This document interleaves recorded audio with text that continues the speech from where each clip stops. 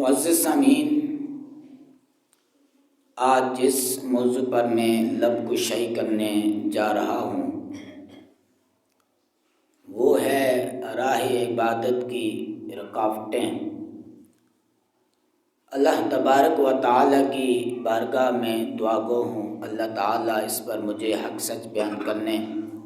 ہم سب کو سن کر اس پر عمل پیرا ہونے اور دوسروں تک پہنچانے کی توفیق عطا فرمائے۔ ہم سب اللہ کی بارگاہ میں اپنے سابقہ تمام گناہوں پر نادم و شرمندہ ہوتے ہوئے اللہ کی بارگاہ میں بخشش کا سوال کرتے ہیں۔ اللہ تعالی ہم سب کی بخشش و مغفرت فرمائے۔ ہم سب اللہ تبارک و تعالی کی بارگاہ میں دعا گو ہیں کہ اللہ تبارک و تعالی جمعۃ المبارک اور اس ماہ مقدسہ کے فیض و برکات سے ہم سب کو مالا مال عطا فرمائے۔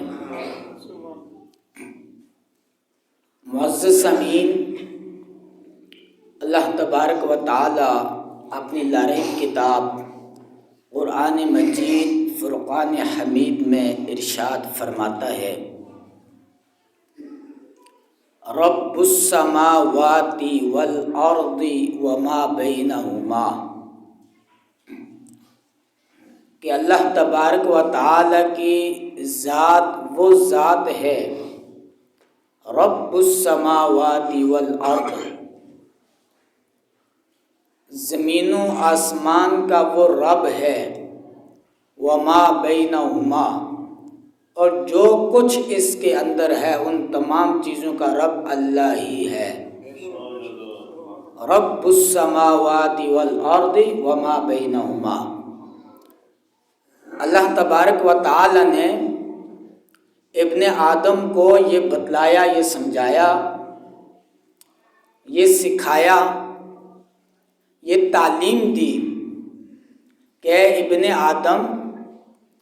جتنی بھی دنیا کی رنگینیاں تمہیں نظر آ رہی ہیں، دنیا کا ہرا بھرا نظام تمہیں نظر آ رہا ہے، یہ دنیا سرسبز و شاداب تمہیں نظر آ رہی ہے، یہ دیکھنے میں بھلی لگتی ہے، خوبصورت لگتی ہے، اسے دیکھ کر تمہاری آنکھیں خوش ہو جاتی ہیں، تمہارا دل بہلتا ہے، بار بار دیکھنے کو جی چاہتا ہے، تم کہیں سیاحت پہ جاتے ہو، اللہ تبارک و تعالی نے ہر چیز کو، ہر جگہ کو مختلف بنایا ہے، شہروں کا اپنا ماحول ہے، پھر شہروں کے بھی اندر ہر شہر کی اپنی ایک الگ خوبصورتی ہوتی ہے، پھر اسی طرح جب ہم دیہاتوں میں جاتے ہیں، دیہاتوں کی اپنی خوبصورتیاں ہوتی ہیں، اسی طرح جب ہم جنگلوں کا سفر کرتے ہیں، وہاں کی سیاحت کرتے ہیں، وہاں کا ایک الگ نظارہ ہوتا ہے، وہاں کی ایک اپنی خوبصورتی ہوتی ہے، کہیں پر ہمیں میٹھا پانی ملتا ہے، کہیں پر کھاری پانی ملتا ہے، کہیں پر کیسی نعمتیں ملتی ہیں، کہیں پر کیسی نعمتیں ملتی ہیں، کہیں پر ہمیں خود محنت کرنی پڑتی ہے ان تمام چیزوں پر، اور کہیں پر اللہ تبارک و تعالی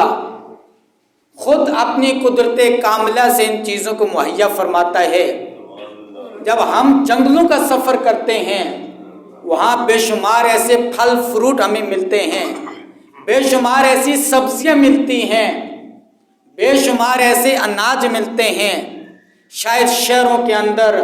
لوگ ان کو جانتے تک نہ ہوں، ان کا نام تک نہ پہچانتے ہوں، تو اللہ تبارک و تعالی فرما رہا ہے، اے ابن آدم، یہ دنیا کا جتنا بھی تم نظارہ ملاحظہ کر رہے ہو، دنیا کا نظام دیکھ رہے ہو، دنیا کی ہری بھری اور شاداب چیزیں دیکھ رہے ہو، فرمایا ان تمام چیزوں کا جو رب ہے وہ اللہ ہی ہے،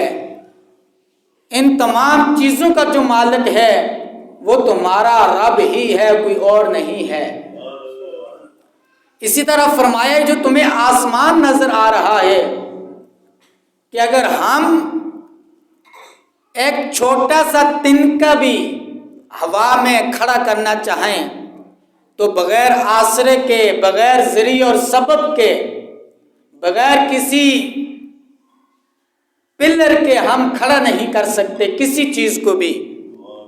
لیکن اللہ تبارک و تعالی نے اتنا بڑا آسمان بغیر پلر کے کھڑا کیا ہوا ہے. اور اللہ تبارک و تعالی ابن آدم کو یہ سمجھا رہا ہے، یہ پیغام دے رہا ہے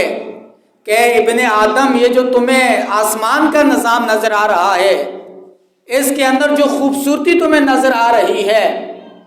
تاروں کی خوبصورتی ہے، وہ چمکتے ہیں، کبھی ظاہر ہوتے ہیں، کبھی چھپ جاتے ہیں. یہ تمہیں جو سورج کا نظارہ نظر آ رہا ہے، یہ جو تمہیں چاند کا نظارہ نظر آ رہا ہے، تو فرمایا کہ جو آسمان تمہیں نظر آ رہا ہے، اس کا بھی مالک تمہارا رب ہی ہے. رب السماوات والارض. فرمایا کہ جو زمین اور آسمان ہیں، ان کا جو مالک ہے، ان کا جو رب ہے، وہ اللہ ہی ہے. وما بینہما. اور اس سرزمین کے اوپر اور آسمان میں جتنی بھی نعمتیں پائی جاتی ہیں، جتنی بھی چیزیں پائی جاتی ہیں، چاہے وہ تمہیں نظر آئیں یا نہ آئیں، فرمایا وما بینہما، ان کا بھی جو مالک ہے وہ رب ہی ہے. ان کو جو پالنے والا ہے، ان کا جو خالق اور مالک ہے، وہ تمہارا وہی اللہ ہی ہے. فرمایا رب السماوات والارض وما بینہما. جب ابن آدم کے سامنے یہ ساری بات رکھ دی گئی اور اسے یہ بات سمجھا دی گئی، اس کا ذہن اور سوچ اور فکر کو جب اس طرف مائل کر دیا گیا کہ اس سرزمین کے اوپر جو کچھ بھی ہے وہ تمہارے رب کا ہے، جو کچھ پیدا کیا ہے اللہ کے علاوہ جتنی مخلوق ہے وہ تمہارے رب ہی کی ہے. جب یہ سوچ اور فکر ہمارے اندر پیدا کر دی گئی تو پھر وہ اس بات کا مستحق ہے. یہ بات اسی کو زیبہ دیتی ہے، اس بات کا لائق وہی ہے. فرمایا فاعبدہ. فرمایا کہ اسی کی عبادت کرو، اسی کے سامنے اپنے سر کو جھکاؤ، اسی کے سامنے اپنے جسم اور روح کو جھکاؤ، اسی کے سامنے اپنے قلب کو جھکاؤ، اسی کے سامنے اپنے اعضائے جوارحہ کو جھکاؤ، اسی کی طرف اپنی تمام سوچیں، تمام فکریں اسی کی طرف مائل کر دو. فرمایا فاعبدہ. اور فرمایا صرف عبادت نہیں کرنی، عبادت بھی کرنی ہے، لیکن اس کے ساتھ ساتھ ایک دوسرا کام بھی کرنا ہے. فرمایا فاعبدہ واستبر لعبادتی. فرمایا عبادت بھی کرو اور اس عبادت پر اچھے طریقے سے ڈٹ بھی جاؤ، اس پر مضبوط ہو جاؤ، اسے مضبوط رسی سے باندھ لو. فرمایا کہ یہ تمہارا رب ہے اور وہی عبادت کے مستحق ہے، وہی تمہارے سجدے کے مستحق ہے، وہی تمہاری تعظیم کا مستحق ہے. فرمایا فاعبدہ واستبر لعبادتی. فرمایا عبادت بھی کرو، اور عبادت کیسے کرنی ہے کہ استقامت کے ساتھ کرنی ہے. صوفیہ کرام فرماتے ہیں الاستقامت فوق الکرامہ. فرمایا جو استقامت ہوتی ہے یہ کرامت سے کہیں بہت زیادہ بڑھ کر ہوتی ہے کہ ایک بندہ عبادت کرے، مستقل طور پہ عبادت کرے. نمازیں تو پڑھنی ہی ہیں، اس میں تو کوئی کمپرومائز نہیں ہے. جو 5 نمازیں اللہ نے فرض کی ہیں اس میں ذرہ برابر کمپرومائز نہیں ہو سکتا. اسی طرح جو روزے فرض ہیں اس میں بھی کوئی کمپرومائز نہیں ہے. صاحب حیثیت پر، صاحب نصاب پر زکوٰۃ فرض ہے، اس میں ذرہ برابر فرق نہیں آ سکتا. صاحب حیثیت پر حج فرض ہے، اس میں بھی ذرہ برابر فرق نہیں آ سکتا. جو ایمانیات ہیں ان کو بعین ہی ایسی ماننا ہے جیسے اللہ اور اس کے رسول کا حکم ہے، لیکن اس کے ساتھ ساتھ ہم نے فرض نماز بھی پڑھنی ہے، نوافل بھی ادا کرنے ہیں، ہم نے روزے بھی رکھنے ہیں اور اس کے ساتھ ساتھ نفلی روزے بھی رکھنے ہیں، ہم نے حج اور عمرے بھی کرنے ہیں اور نفلی حج اور عمرے بھی کرنے ہیں۔ اسی طرح ہم نے زکوٰۃ بھی ادا کرنی ہے، زکوٰۃ کے ساتھ ساتھ نفلی صدقات و خیرات بھی کرنے ہیں۔ اور یہ صرف ایسے نہیں ہے کہ ایک دن کیا دوسرے دن چھوڑ دیا، ایک ہفتے کیا دوسرے ہفتے چھوڑ دیا، ایک مہینے کیا دوسرے مہینے چھوڑ دیا، ایک سال کیا دوسرے سال چھوڑ دیا۔ فرمایا فَاعْبُدْهُ وَاسْتَبِرْ لِعِبَادَتِي، اے میرے بندو تم نے اس رب کی عبادت بھی کرنی ہے، لیکن عبادت کیسے کرنی ہے؟ ڈٹ جانا ہے، اس پر استقامت اختیار کرنی ہے، اس پر ہمیشگی اختیار کرنی ہے۔ جس طرح تمہارا رب تمہیں نعمتیں دینے میں ہمیشگی اختیار کر رہا ہے، صبح شام تم اس رب کی نعمتیں کھاتے ہو، صبح شام تم مفت کی سانسیں لیتے ہو، صبح شام تم اپنی زندگی اپنی لائف بڑی آسانی سے گزارتے ہو۔ اگر تھوڑی دیر تمہارے سر میں درد ہو جائے 14 طبق روشن ہو جاتے ہیں، جسم کے کسی بھی حصے میں کوئی تکلیف ہوتی ہے ہم اپنی زندگی سے بیزار ہو جاتے ہیں۔ اگر ہمارے پیٹ کے اندر ایک گلاس جا کر وہ واپس نہ آئے، اس ایک پانی کے گلاس ہمیں اتنا تنگ کر دیتا ہے، ہمیں اتنا پریشان کر دیتا ہے کہ اگر کوئی شخص بادشاہ کی اسٹیج پر بھی فائز ہو تو وہ اپنی اس مصیبت سے چھٹکارے کے لیے اگر اسے یہ کہا جائے کہ اگر تو اپنی بادشاہ سے اترے گا تبھی اس مصیبت سے چھٹکارا ملے گا، تو وہ اپنی بادشاہت کو ترک کرنے کے منظور کر دیتا ہے، ترک کرنے کو بھی۔ تو فرمایا کہ اے ابن آدم، وہ تمہارا خالق اور مالک،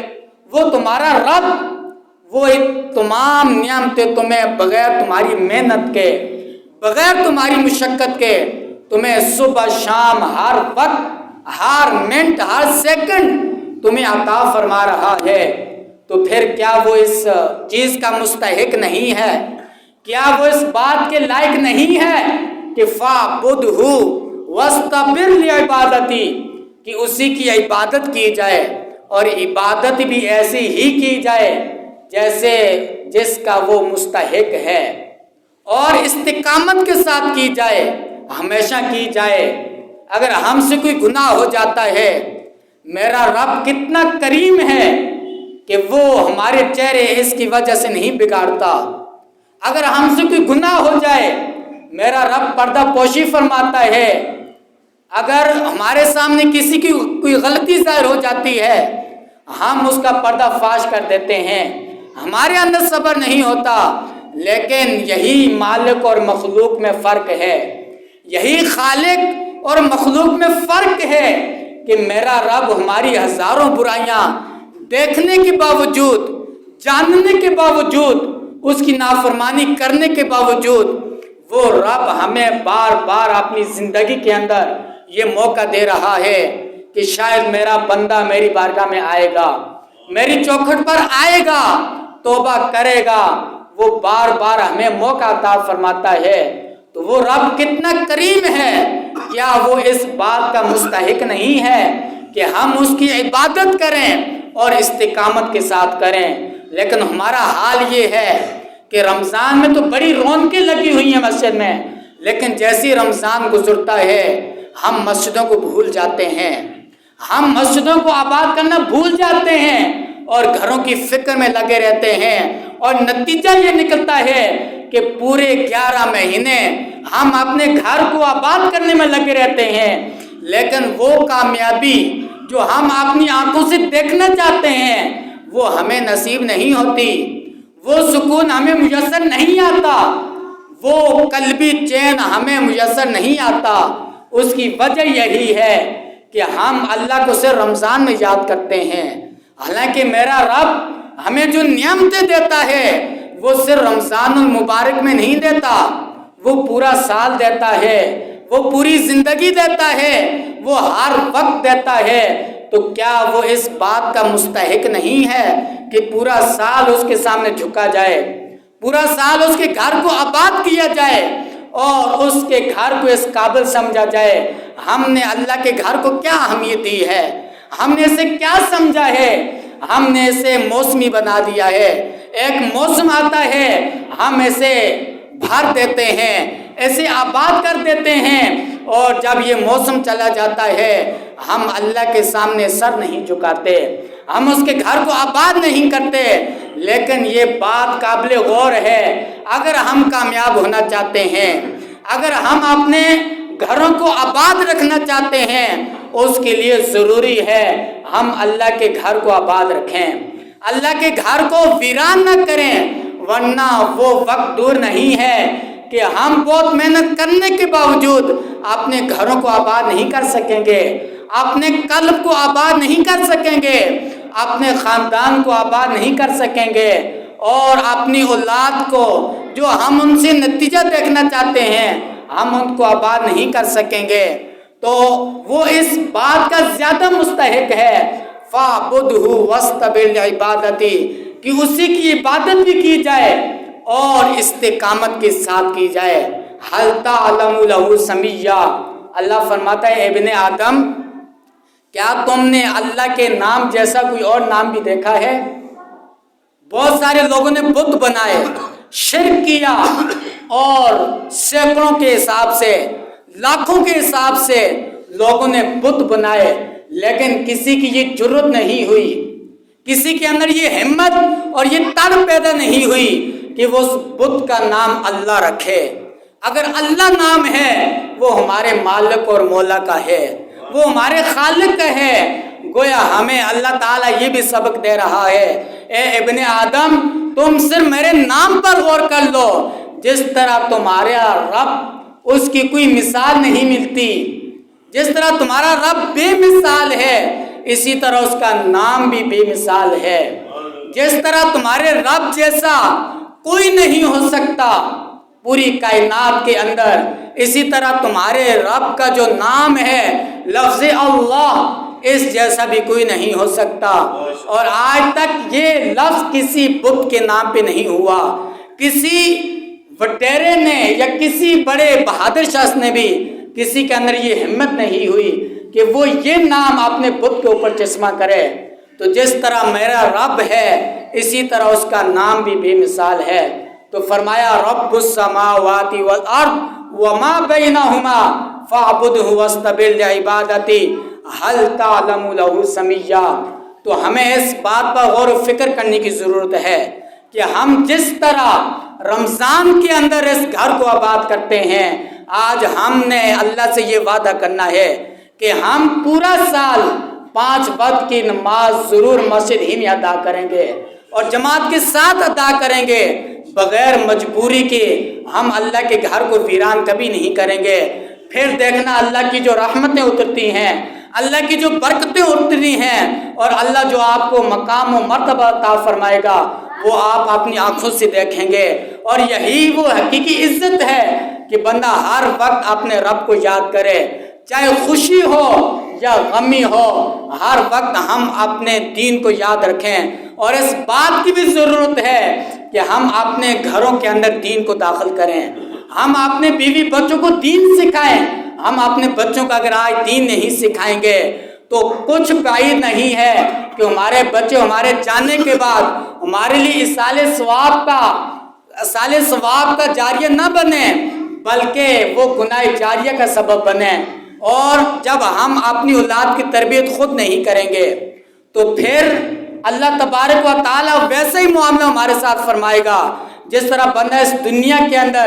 اپنی اولاد کی اچھی تربیت کر کے جاتا ہے، تو جب وہ اولاد نیک کام کرتی ہے، صدقہ جاریہ والے کام کرتی ہے، وہ نیک اعمال کرتی ہے، تو اس مرحوم والدین کو اللہ تبارک و تعالیٰ وہاں پر ان کے درجات بلند فرماتا ہے۔ اسی طرح والدین اگر اپنی اولاد کی تربیت نہیں کریں گے تو جب وہ اس دنیا فانی سے رخصت ہو جائیں گے، اگر ان کی اولاد پیچھے گناہ والے کام کرے گی تو وہاں پر قبر کے اندر ان کو عذاب ہو رہا ہوگا۔ اور میں اس بات کو بھی محسوس کر رہا ہوں، شاید ہم اس بات کو نہیں سمجھتے، شاید ہم اس چیز کی فکر نہیں کرتے کہ قرآن جو اترا ہے اس کا موضوع کیا ہے۔ ہر بندہ یہ سوچتا ہے کہ اس کا موضوع تو ہے، اپنے آپ کو نہیں سمجھتا، حالانکہ قرآن کا جو اصل موضوع ہے وہ تو نہیں ہے، وہ میں ہے، وہ میں ہے یا ہم ہے، اور ہم کے اندر بھی میں ضرور شامل ہے۔ تو ہم اگر غور کریں، ہم قرآن کو کتنا پڑھتے ہیں، قرآن کو کتنا سمجھتے ہیں، ہم میں سے کتنے ایسے لوگ ہیں جنہوں نے پورا مکمل قرآن ترجمے کے ساتھ کسی عالم دین سے پڑھا ہے، کسی نے تفسیر کے ساتھ سمجھا ہے۔ یقیناً اگر میں پوچھوں گا تو اکثریت منفی میں جواب آئے گا۔ تو ہمیں اس بات کی بھی ضرورت ہے، اگر کل قیامت کے اندر یہی قرآن اللہ کی بارگاہ میں کھڑا ہو جائے اور شکایت کر دے، اے اللہ تبارک و تعالی، تو نے مجھے ایسے لوگوں کے پاس بھیجا ہے، ایسی امت کے پاس بھیجا ہے جو مجھے کھولتے بھی نہیں تھے، جو مجھے درست لفظ سے پڑھ بھی نہیں سکتے تھے، اور جنہوں نے مجھے سمجھا ہی نہیں ہے، جنہوں نے میرے اوپر عملی نہیں کیا ہے، انہوں نے صرف خوشی اور غمی کے لیے رکھا تھا، انہوں نے صرف گھر میں برکت کے لیے رکھا تھا، انہوں نے صرف چومنے کے لیے رکھا تھا، انہوں نے صرف مردوں کے لیے رکھا تھا۔ تو یاد رکھیں وہ وقت دور نہیں ہے، آج ہمیں اس بات کی ضرورت ہے، ہم اپنے من کو تبدیل کریں، ہم اپنی سوچوں کو تبدیل کریں، اور اپنے آپ کو تبدیل کریں، اپنے گھروں کے اندر دین کو داخل کریں، اور قرآن کی تعلیم خود بھی ضرور حاصل کریں، اپنی اولاد کو بھی ضرور حاصل کرائیں، اپنی بیوی بچوں کو بھی ضرور حاصل کرائیں۔ ہمارے دین نے جو ہمیں یہ شعبہ دیا ہے، میرے آقا فرماتے ہیں ماں کی گود سے قبر کی لحد تک ہم نے دین سیکھنا ہے۔ یہ مخصوص ٹائم پیریڈ نہیں ہے، صرف بچپن میں سیکھنا ہے، یا صرف جوانی میں سیکھنا ہے، صرف بڑھاپے میں سیکھنا ہے۔ یہ پیدا ہونے سے لے تک، جب تک ہم مر نہیں گئے اس وقت تک یہ دین ہمارے ساتھ ہے۔ لہٰذا اس چیز کی فکر کریں، قرآن کو ضرور سیکھیں۔ اللہ تعالی ہم سب کو عمل کی توفیق عطا فرمائے۔